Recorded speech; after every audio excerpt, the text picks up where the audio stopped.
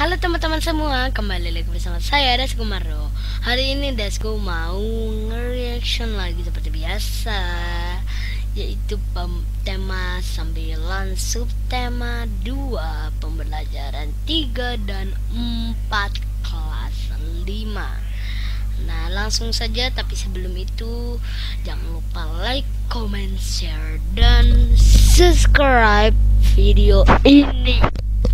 Oke, terima kasih yang sudah subscribe. Silahkan simak video. Hai sahabat pintar, semangat pagi semuanya. Jumpa kembali ya dengan Bu Guru. Assalamualaikum warahmatullahi wabarakatuh. Sahabat pintar semua, apa kabarnya kalian pagi hari ini? Bu Guru selalu harap dan juga doakan agar kalian semua senantiasa dalam keadaan sehat walafiat. Jangan lupa untuk selalu bersemangat ya. Pagi ini, Bu Guru akan menyampaikan materi pelajaran untuk SD kelas 5, tema 9, benda-benda di sekitar kita, subtema 2, benda dalam kegiatan ekonomi, pembelajaran ketiga. Namun sebelum kita mulai, marilah kita awali pembelajaran kita pagi hari ini dengan pembacaan doa terlebih dahulu ya, agar kita semua senantiasa diberikan kesehatan dan juga kemudahan untuk memahami materi pelajaran yang akan Bu Guru sampaikan pada pagi hari ini. Anak-anak, televisi merupakan media iklan elektronik yang paling efektif. Melalui televisi, kreativitas penyampaian para pembuat iklan akan lebih maksimal. Penuangan kreativitasnya pun bisa dalam berbagai bentuk. Kreasinya dapat berupa animasi 2 dimensi ataupun 3 dimensi, testimoni, dan lagu produk yang diiklankan. Kreativitas penyampaian iklan sangat menentukan menarik tidaknya sebuah iklan. Nah, anak-anak, coba kalian perhatikan contoh iklan televisi berikut ini ya. Di sini ada sebuah iklan minuman. Segar nyatanya, memang menyegarkan. Nah, kalimat dalam iklan tersebut bersifat singkat, padat, dan jelas. Bahasanya juga menarik khalayak untuk ikut menikmati kesegarannya. Orang akan tersugesti dengan kesegarannya dan segera ingin menikmatinya. Contoh iklan selanjutnya adalah iklan mie instan. Terkadang iklan memiliki lagu yang menarik, musiknya energik, dan mudah diingat. Bahasa iklan produk makanan yang sangat menarik akan mampu menggugah selera makan khalayak. Selain itu, pengulangan kata pada lagu iklan juga sering terjadi. Pengulangan kata pada lagu dalam iklan biasanya menonjolkan informasi yang dipentingkan.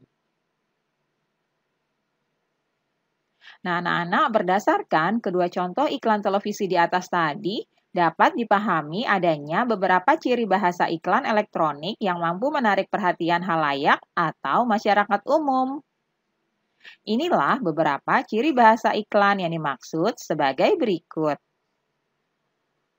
Yang pertama, pilihan kata yang digunakan harus menarik, tepat, logis, dan sopan. Yang kedua, pilihan kata yang digunakan memiliki sugesti bagi khalayak. Yang ketiga, pilihan kata yang digunakan menonjolkan informasi yang dipentingkan. Dan yang keempat, pilihan kata yang digunakan menunjukkan sasaran. Sekarang, ayo kita berlatih. Kamu telah mengetahui ciri-ciri bahasa iklan elektronik. Sekarang, perhatikan iklan-iklan elektronik lainnya. Kalian identifikasilah ciri-ciri bahasa yang mampu menarik perhatian khalayak pada iklan tersebut. Kemudian tuliskan secara detail hasil identifikasimu tersebut. Nah, ini adalah contoh produk yang diiklankan. Kalian tuliskan ya ciri-ciri bahasa yang terkandung dalam iklan. Kemudian kalian juga tuliskan produk yang diiklankan lainnya. Jangan lupa tuliskan ciri-ciri bahasa yang terkandung dalam iklan itu ya anak-anak.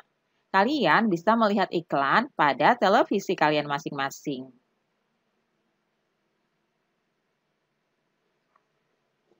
Dalam pembuatan iklan dibutuhkan kerjasama antara jasa pembuat iklan dan pemilik produk yang diiklankan untuk menghasilkan iklan yang bagus.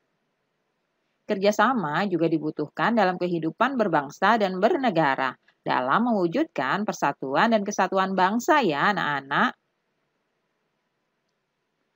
Makna penting persatuan dan kesatuan. Yang pertama adalah Festival Budaya Nusantara. Festival Budaya Nusantara menyajikan budaya dari berbagai daerah di wilayah Nusantara. Pentas budaya daerah di samping tampak indah bukan? Yang ditampilkan bersama-sama itulah makna persatuan dan kesatuan dalam menjalin kebersamaan dan saling melengkapi antara satu sama lain. Yang kedua adalah toleransi dan hidup berdampingan dalam perbedaan. Masyarakat Indonesia dikenal karena kemajemukannya.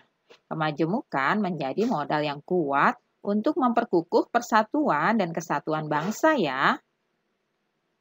Dengan adanya semangat menjalin rasa kemanusiaan, sikap toleransi, serta keharmonisan untuk hidup secara berdampingan. Jadi, makna persatuan dan kesatuan tercermin pada sikap masyarakat yang senantiasa menjalin rasa kemanusiaan dan toleransi, serta menjaga keharmonisan untuk hidup secara berdampingan. Selanjutnya, yang ketiga adalah semangat kekeluargaan dan tolong-menolong. Menjalin rasa persahabatan, semangat kekeluargaan, dan tolong-menolong tercermin pada kegiatan gotong royong antar warga masyarakat. Masyarakat saling bekerja sama dan bahu-membahu menyelesaikan pekerjaan untuk kepentingan bersama tanpa memandang perbedaan. Dengan gotong royong, pekerjaan terasa ringan dan cepat. Itulah makna penting persatuan dan kesatuan dalam sikap rasa persahabatan, kekeluargaan, dan sikap saling tolong-menolong antar sesama dan bersikap nasionalisme. Nah, anak-anak, kamu telah mengamati beberapa contoh peristiwa dalam kehidupan sehari-hari yang mencerminkan makna pentingnya persatuan dan kesatuan. Nah, apa sajakah makna penting persatuan dan kesatuan bangsa? Makna penting persatuan dan kesatuan bangsa Indonesia sebagai berikut ya. Yang pertama adalah menjalin kebersamaan dan saling melengkapi antara satu sama lain. Yang kedua, menjalin rasa kemanusiaan dan toleransi, serta menjaga keharmonisan untuk hidup secara berdampingan. Dan yang ketiga, menjalin rasa persahabatan, kekeluargaan, dan sikap saling tolong-menolong antar sesama dan bersikap nasionalisme. Nah, anak-anak, itulah tadi makna penting persatuan dan kesatuan bangsa Indonesia. Anak-anak, menjalin persatuan dan kesatuan hendaknya kamu biasakan dalam kehidupan sehari-hari ya. Sekarang, coba kalian identifikasilah peristiwa-peristiwa dalam kehidupan sehari-hari sebagai bentuk pencerminan sikap menjalin persatuan dan kesatuan. Nah, berikut ini adalah peristiwa dalam kehidupan sehari-hari yang mencerminkan sikap menjalin persatuan dan kesatuan. Yang pertama adalah gotong royong dan bekerja sama. Yang kedua, musyawarah. Yang ketiga, toleransi. Yang keempat, semangat kekeluargaan. Dan sikap yang kelima adalah tolong-menolong. Itulah peristiwa dalam kehidupan sehari-hari yang mencerminkan sikap saling menjalin persatuan dan kesatuan. Anak-anak, untuk memenuhi beragam kebutuhan manusia, mereka melakukan kegiatan ekonomi. Kegiatan ekonomi setiap orang berbeda-beda sesuai dengan kemampuannya masing-masing. Perbedaan kegiatan ekonomi dalam masyarakat sangat mendukung terpenuhinya semua kebutuhan manusia dengan cara saling bekerja sama. Dalam kehidupan sehari-hari, tidak seorang pun yang bisa memenuhi sendiri semua kebutuhan hidupnya tanpa bekerja sama dengan orang lain. Berikut berbagai usaha dalam kegiatan ekonomi masyarakat Indonesia. Yang pertama adalah pertanian. Usaha pertanian merupakan usaha yang paling banyak ditemukan dalam masyarakat Indonesia. Hal ini sesuai dengan keadaan alam Indonesia sebagai negara agraris. Hasil pertanian Indonesia antara lain padi, jagung, ubi, dan palawija. Yang kedua adalah perkebunan. Perkebunan merupakan usaha pemanfaatan lahan dengan tanaman-tanaman keras. Perkebunan dapat dibedakan atas perkebunan rakyat dan perkebunan besar. Perkebunan rakyat adalah perkebunan yang dikelola oleh rakyat. Perkebunan besar biasanya dikelola oleh pemerintah atau perusahaan perkebunan. Hasil perkebunan besar biasanya ditujukan untuk ekspor, sehingga dapat menghasilkan devisa bagi negara. Contoh hasil perkebunan antara lain karet, kelapa, kelapa sawit, dan tebu. Berikutnya adalah peternakan. Peternakan merupakan usaha memelihara binatang peliharaan. Selanjutnya yang ketiga adalah peternakan. Peternakan merupakan usaha memelihara binatang piaraan yang diambil manfaatnya. Usaha peternakan dapat digolongkan menjadi 3, yaitu peternakan hewan besar, seperti sapi, kerbau, dan kuda. Ada juga hewan kecil, seperti kambing, domba, dan kelinci. Selain hewan besar dan hewan kecil, ada juga unggas, seperti ayam, itik, entok, dan burung.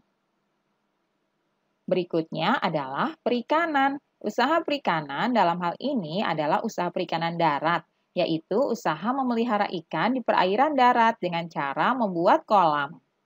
Perikanan darat meliputi perikanan air tawar dan perikanan air payau. Contoh hasil perikanan air tawar misalnya ikan gurami, nila, bawal, dan lele. Sedangkan hasil perikanan air payau contohnya adalah ikan bandeng. Yang kelima adalah kehutanan. Usaha kehutanan dapat dilakukan dengan melakukan pencegahan terhadap penggundulan hutan dengan melakukan reboisasi atau peremajaan hutan. Contoh hasil usaha kehutanan antara lain kayu, rotan, dan damar. Usaha kehutanan juga penting untuk menjaga keseimbangan alam, membantu peresapan air ke dalam tanah, menghindari terjadinya banjir, dan menjadi tempat hidup serta berkembangnya berbagai satwa. Kemudian yang keenam, pertambangan. Pertambangan adalah usaha untuk mengolah atau memanfaatkan mineral demi kesejahteraan manusia. Untuk mendapatkannya perlu dilakukan penggalian atau penambangan. Contoh hasil barang tambang antara lain emas, minyak bumi, dan batu bara. Nah, yang berikutnya adalah perindustrian. Industri adalah usaha atau kegiatan untuk mengubah bahan mentah menjadi bahan setengah jadi atau barang jadi.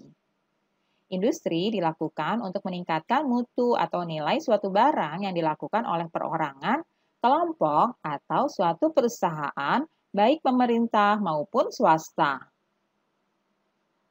Contoh hasil industri adalah benang menjadi pakaian, pengolahan ikan menjadi ikan kaleng, dan karet menjadi ban. Nah, kemudian yang kedelapan adalah usaha perdagangan. Perdagangan adalah kegiatan yang bertujuan menyalurkan barang dan jasa dari produsen kepada konsumen, berupa hasil pertanian, peternakan, perikanan, hutan, dan barang-barang hasil industri. Perdagangan yang dilakukan antar negara disebut ekspor-impor. Ekspor adalah usaha mengirim dan menjual barang ke luar negeri, sedangkan impor adalah usaha memasukkan dan membeli barang dari luar negeri. Nah, yang kesembilan adalah usaha jasa. Usaha jasa merupakan usaha menyediakan jasa bukan produk benda untuk mendapatkan keuntungan atau laba. Usaha-usaha dalam bidang jasa antara lain usaha becak, ojek, angkutan umum, dan bidang pariwisata lainnya. Nah, anak-anak, alhamdulillah pembelajaran hari ini sudah selesai ya. Terima kasih sudah menyaksikan video pembelajaran pada pagi hari ini. Semoga bermanfaat untuk kalian semuanya. Sampai jumpa lagi pada video pembelajaran selanjutnya ya. Salam sehat dan tetap semangat. Wassalamualaikum warahmatullahi wabarakatuh.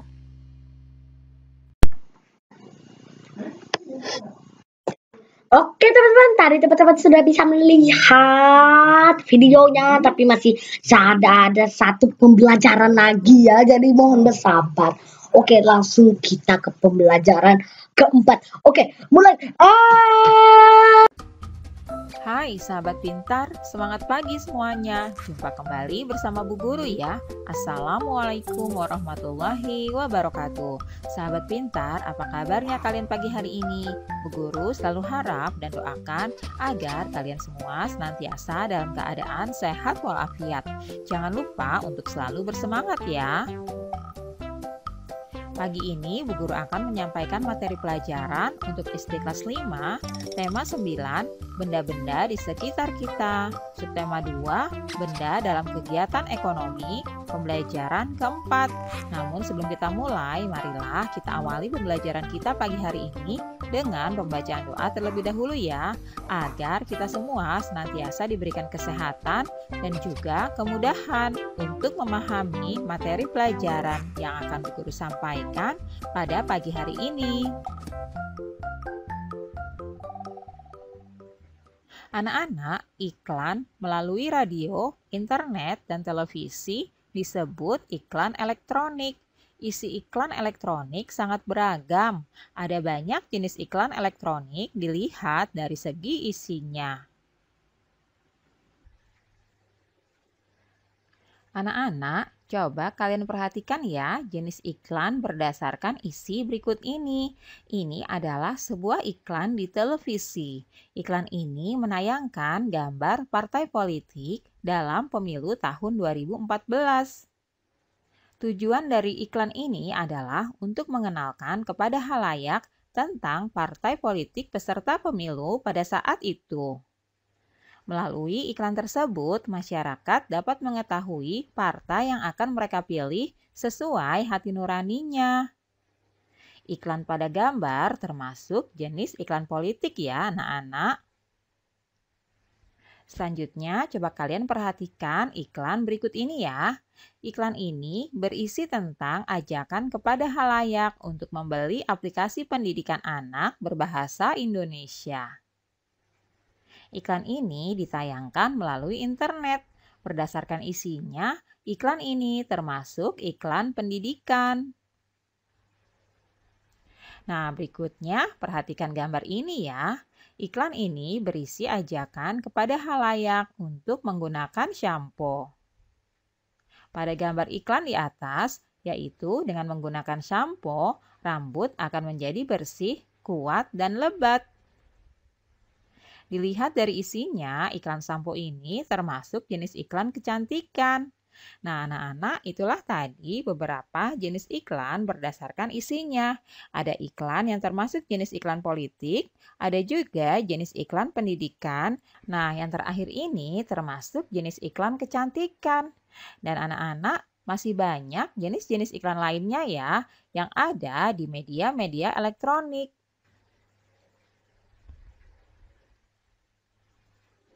Anak-anak, keluarga Udin hidup rukun. Mereka selalu rukun dengan anggota keluarga dan juga tetangganya. Mereka juga selalu melakukan kegiatan bersama seperti beribadah bersama, senam bersama, dan selalu bekerja sama. Ibu Udin memiliki toko kelontong yang dikelola keluarga sendiri. Ibu Udin juga menjadi salah satu pengurus koperasi simpan pinjam. Koperasi termasuk salah satu usaha yang dikelola bersama. Nah, berikut ini adalah usaha ekonomi yang dikelola sendiri dan juga kelompok. Berdasarkan pengelolanya, usaha ekonomi dapat dibedakan menjadi dua ya. Pertama, usaha ekonomi yang dikelola sendiri. Kedua adalah usaha ekonomi yang dikelola oleh kelompok. Berikut ini contoh usaha-usaha ekonomi yang dikelola sendiri dan juga kelompok. Yang pertama adalah usaha ekonomi yang dikelola sendiri. Usaha ekonomi yang dikelola sendiri atau perseorangan biasanya modalnya terbatas. Contoh usaha ekonomi yang dikelola sendiri atau perorangan sebagai berikut ya. Yang pertama yaitu usaha pertanian. Seorang petani kebanyakan mengelola usaha pertanian secara perseorangan dengan modal terbatas. Meskipun demikian, ada juga usaha pertanian yang dilakukan secara besar-besaran walaupun tidak banyak.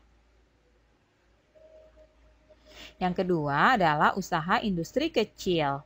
Industri kecil biasanya berupa industri rumah tangga yang dikelola secara perseorangan. Contohnya adalah usaha kerajinan seperti mebel, meja, kursi, dan lemari. Selain itu juga ada industri keramik, ada lagi kerajinan anyaman, serta kerajinan tembikar.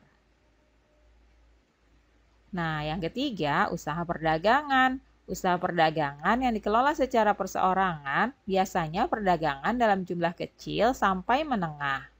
Contohnya adalah warung, penjajah keliling, pedagang kaki lima, pedagang di lapak-lapak pasar, dan juga pedagang hasil bumi.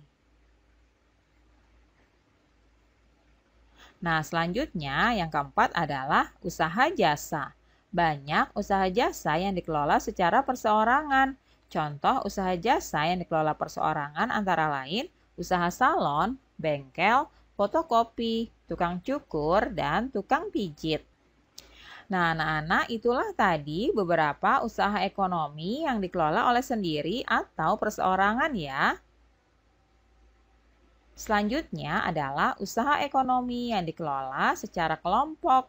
Usaha ekonomi yang dikelola secara berkelompok ini adalah usaha yang dijalankan secara bersama-sama, baik dalam hal modal, pengelolaan, maupun dalam hal bagi hasil. Berikut contoh usaha ekonomi yang dikelola secara bersama-sama. Nah, yang pertama adalah firma. Firma merupakan perusahaan yang didirikan oleh sedikitnya 2 orang. Biasanya pendiri firma adalah orang-orang yang sudah saling kenal. Setiap anggota firma mempunyai hak untuk bertindak atas nama firma. Risiko tindakan anggota firma ditanggung bersama. Yang kedua adalah CV atau persekutuan komanditer. CV adalah perusahaan yang didirikan oleh satu orang pengusaha atau lebih. Modal CV berasal dari pengusaha dan juga penanam modal ya. Pengusaha menjadi pimpinan perusahaan dan bertanggung jawab atas kelangsungan hidup perusahaan. Para penanam modal mempercayakan pengelolaan CV kepada pengusaha. Nah, kemudian yang ketiga adalah PT atau perseroan terbatas. PT merupakan perusahaan yang modalnya diperoleh dari penjualan saham. Saham adalah surat berharga sebagai tanda keikutsertaan menanamkan modal dalam perusahaan. Yang keempat adalah BUMN, yaitu badan usaha milik negara. BUMN atau perusahaan negara adalah perusahaan yang seluruh modalnya dimiliki oleh negara. Ada 3 bentuk perusahaan negara, yaitu perusahaan jawatan atau perjan, perusahaan umum atau perum, dan perusahaan perseroan atau persero. Selanjutnya adalah perusahaan daerah. Perusahaan daerah merupakan perusahaan yang modalnya dimiliki oleh pemerintah daerah ya. Tujuan dari pendirian perusahaan daerah antara lain turut melaksanakan pembangunan ekonomi daerah dan juga pembangunan ekonomi nasional. Selain itu, perusahaan daerah juga bertujuan untuk memenuhi kebutuhan rakyat dan menyediakan lapangan kerja dalam rangka menuju masyarakat adil dan makmur. Selanjutnya adalah koperasi. Koperasi merupakan usaha bersama dalam bidang ekonomi. Kerjasama dalam koperasi berdasarkan prinsip saling membutuhkan dan kesamaan kebutuhan anggotanya. Di Indonesia ada 5 bentuk koperasi, yaitu koperasi konsumsi, koperasi simpan pinjam, koperasi produksi, koperasi jasa, dan koperasi serba usaha. Nah, anak-anak, alhamdulillah pembelajaran hari ini sudah selesai ya. Terima kasih sudah menyaksikan video pembelajaran pada pagi hari ini. Semoga bermanfaat untuk kalian semuanya. Sampai jumpa lagi pada video pembelajaran selanjutnya ya. Salam sehat dan tetap semangat. Wassalamualaikum warahmatullahi wabarakatuh. Oke teman-teman, mungkin sampai segini dulu video kali ini. Jangan lupa like, comment, share, dan subscribe. Bye-bye.